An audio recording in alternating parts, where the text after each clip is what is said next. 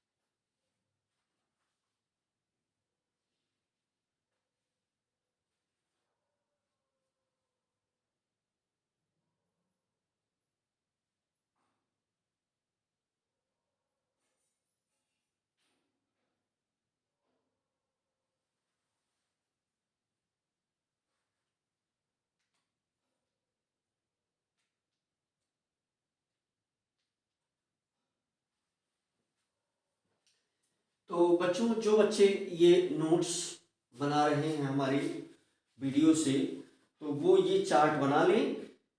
जैसा हम पहले से बता चुके आपको कि हमें इसके लिए एक्सप्रेशन बनाना है और इसके लिए एक्सप्रेशन बनाना है केपी और केसी का। केपी और केसी का एक्सप्रेशन इसके लिए भी बनाना है। तो यहाँ पर बनेगा केपी और केसी का एक्सप्रेशन। इस वाली सिचुएशन में भी केपी और केसी का एक्सप्रेशन बनेगा, इसमें भी केपी और केसी का एक्सप्रेशन बनेगा। यहाँ पर इन दोनों के लिए जो हम यूज करेंगे, तो एक नया टर्म है, वो क्या है हमारे पास, डिग्री ऑफ डिसोसिएशन। तो वो एक नया टर्म है, डिग्री ऑफ डिसोसिएशन। तो डिग्री ऑफ डिसोसिएशन की बात हम लोग यहाँ कर लेते हैं, क्योंकि यहाँ हम उसको यूज करेंगे। तो नॉर्मली इसको हम रिप्रेजेंट करते हैं किससे, अल्फा से। तो इस ए और बी दोनों सिचुएशन में हम डिग्री ऑफ डिसोसिएशन को यूज करेंगे, और डिग्री ऑफ डिसोसिएशन को यूज करके हम जो है क्या करेंगे, हम बनाएंगे एक्सप्रेशन, है ना। तो डिग्री ऑफ डिसोसिएशन को मैं कुछ समझाने का प्रयास कर रहा हूं कि क्या है डिग्री ऑफ डिसोसिएशन, है ना। तो जो डिफिनीशन दी गई है ना, जो डिग्री ऑफ डिसोसिएशन, तो हम लोग यहाँ पर थोड़ा सा अल्फा के विषय में, ये हेडिंग है आपकी अल्फा, है ना। तो अल्फा के विषय में हम जानने का प्रयास करते हैं थोड़ा सा। तो जो इसकी डिफिनीशन है, number of dissociated moles per mole of electrolyte, है ना। तो इसकी जो डिफिनीशन है, तो वो क्या है, number of dissociated moles, number of dissociated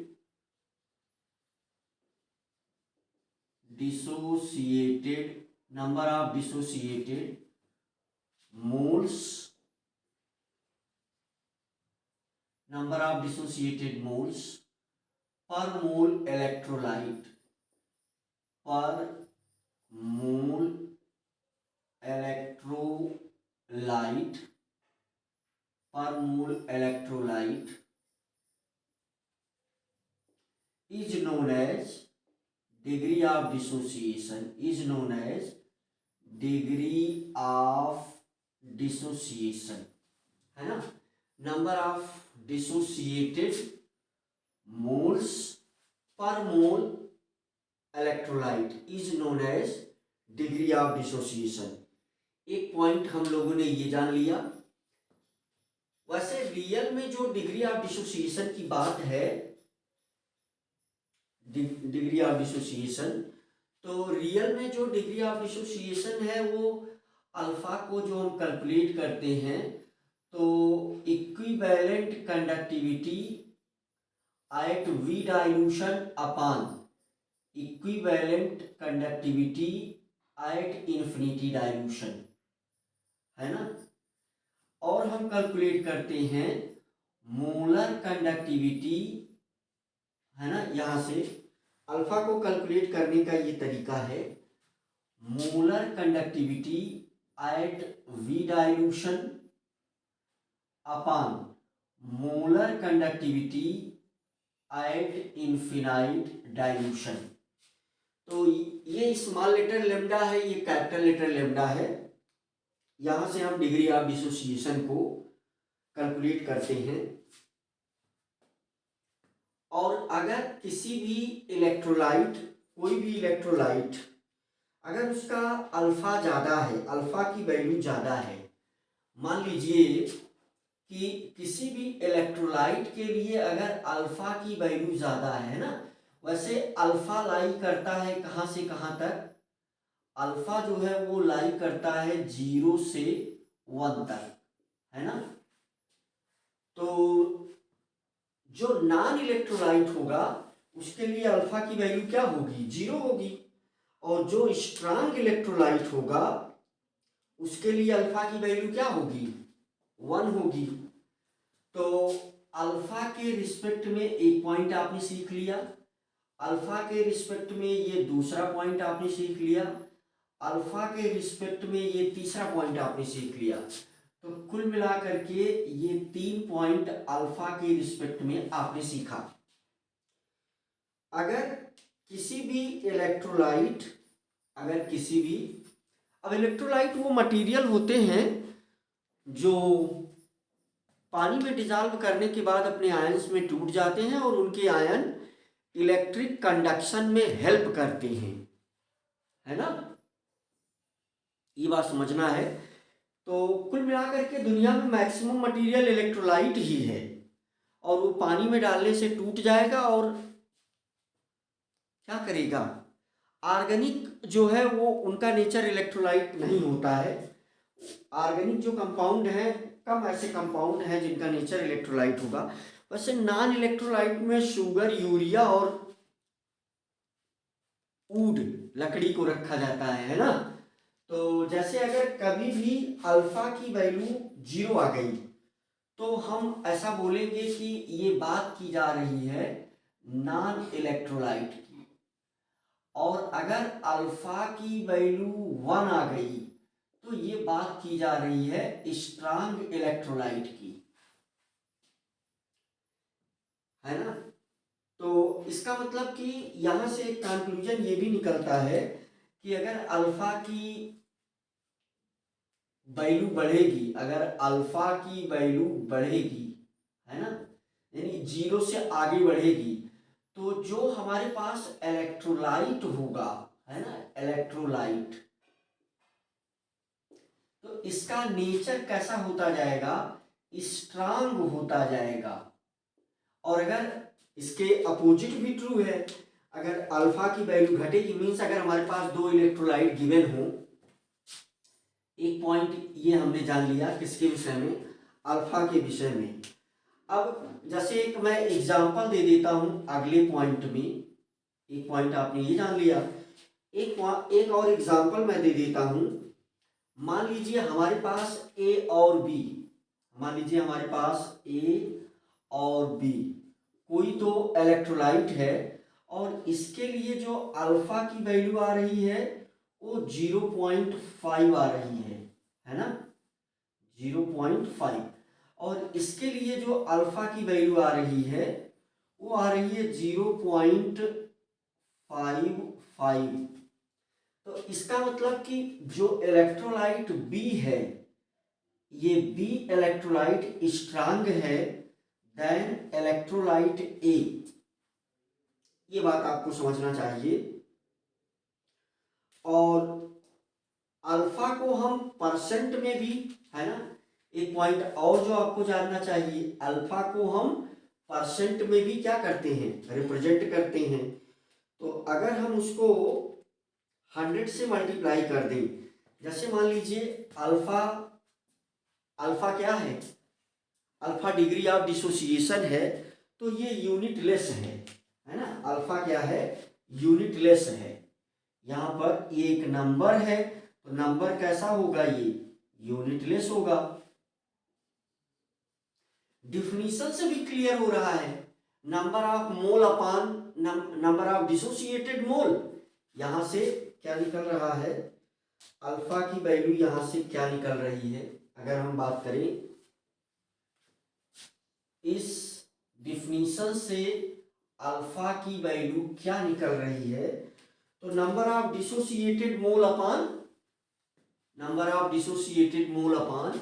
या number of dissociated mole upon total mole, है ना। तो total number of moles of electrolyte, तो टोटल मोल ऑफ इलेक्ट्रोलाइट, है ना। तो मोल अपान मोल, है ना, तो मोल अपान मोल, तो ये क्या हो जाएगा, यूनिटलेस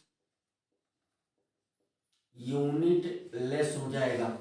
और यहां ध्यान देने वाली बात और क्या आएगी सामने, से ध्यान देने वाली बात जो और एक आएगी कि इसको हम किसमें रिप्रेजेंट करते हैं, परसेंट में भी। अब अगर अल्फा की वैल्यू, अगर हमारे पास अल्फा की वैल्यू 0.05 आ जाए, तो इसका मतलब कि दिस विल इक्वल टू, इसमें हम 100 से मल्टीप्लाई कर देंगे, तो 0.05 मल्टीप्लाइड बाई 100, तो ये आ जाएगा हमारे पास 5%, है ना। तो इसका भी हम ध्यान रखेंगे और बहुत ज़्यादा यूज होगा, है ना। तो 5%, तो अल्फा की चाहे ऐसे वैल्यू लिखी जाए चाहे ऐसे परसेंट लिखा जाए, तो दोनों चीज़ें बराबर यूज होती हैं। तो अल्फा के विषय में ये सारे पॉइंट आपको जानने चाहिए। अल्फा के विषय में ये जितने पॉइंट हमने लिखे हैं 1 2 3 4 5 6 7, तो ये पॉइंट्स अगर हम जानते हैं तो अल्फा को हम बराबर यूज कर लेंगे। तो बच्चों आप चार्ट बनाएं और अल्फा को यूज करने का तरीका और एक्सप्रेशन, जब हम एक्सप्रेशन डिराइव करेंगे तो उसी में अल्फा को कैसे हम यूज कर रहे हैं वो हम देखेंगे। तो बेटा इस वीडियो में हम यहाँ रुकेंगे और ये इतना आप नोट्स में शामिल करें, राइट।